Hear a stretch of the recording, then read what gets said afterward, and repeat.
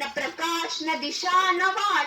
पण जसं आपण एक पुस्तक खोलतो तसा ज्ञानाचा दिवा बाहेर पडतो. तो ज्ञानाचा दिवा म्हणजे वाचनातून संस्कार. आपण लहान असताना आपल्याला गोष्टीची पुस्तके वाचत दिली गेली जात.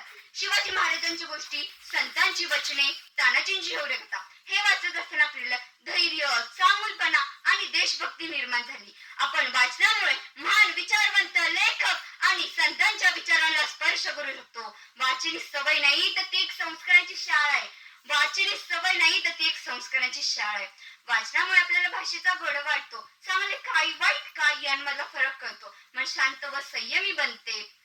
निर्णय घेण्याची क्षमता चांगली होते. सर्वात महत्वाचे म्हणजे आपण संवेदनशील उत्तम नागरिक बनतो. एक चांगलं पुस्तक आपला एक चांगला मित्र असतो. तो ना कधी आपल्याला रागवतो ना कंटाळतो. उलट प्रत्येक वेळी काही नाही तर काही सांगत असतो. एका लहान गावातील एक मुलगा रोज ग्रंथालयात जात. लोक त्याला म्हणत, काय मिळतं तुला पुस्तकातनं? पण काही वर्षांनी तोच मुलगा महान शास्त्रज्ञ झाला. पानी ज्ञानाचा खजिना, पुस्तकात आहे अमोल रत्नाचा खजिना.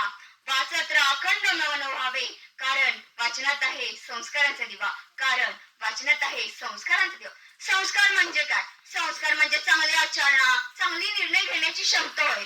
तर ते संस्कार कुठून येतात? तर ते वाचनातून येतात. जसे संत तुकाराम, संत ज्ञानेश्वर, APJ अब्दुल कलाम व पुकारे पु. ल. देशपांडे, डॉक्टर कर्मल बाबासाहेब आंबेडकर यांचे विचार वाचत असताना त्यांच्यातील विचार आपल्यात येतात. म्हणूनच वाचन सवय नाही तर ते एक संस्कारांचा दीपस्तंभ आहे. वाचन सवय नाही तर ते एक संस्कारांचा दीपस्तंभ आहे. आपण विचार करायला हवा. ज्यावेळी घरात लाईट नव्हती आपण पंखा लावून अभ्यास करायचो. आज 24 तास वीज आहे. आपली पुस्तकाची मैत्री तुटते. वाचन संस्कृती विकासाने फक्त पुस्तके वाचून नव्हे तर आपल्या जीवनाकडे बघण्याचा दृष्टिकोनही विकसित करणे होय. वाचन संस्कृतीचा विकास कसा साधावा?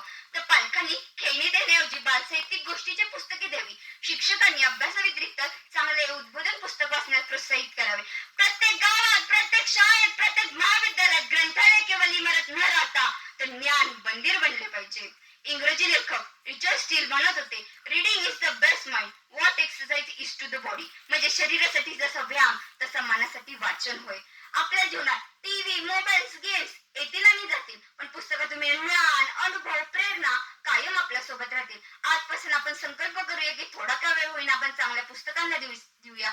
वाचनातून मिळणारे संस्कार हीच आपल्या भावी पिढीसाठी दिलेली शिदोरी आहे. एवढे बोलून मी माझ्या विनंतीला थांबवते. जय हिंद, जय महाराष्ट्र, जय कर्मवीर.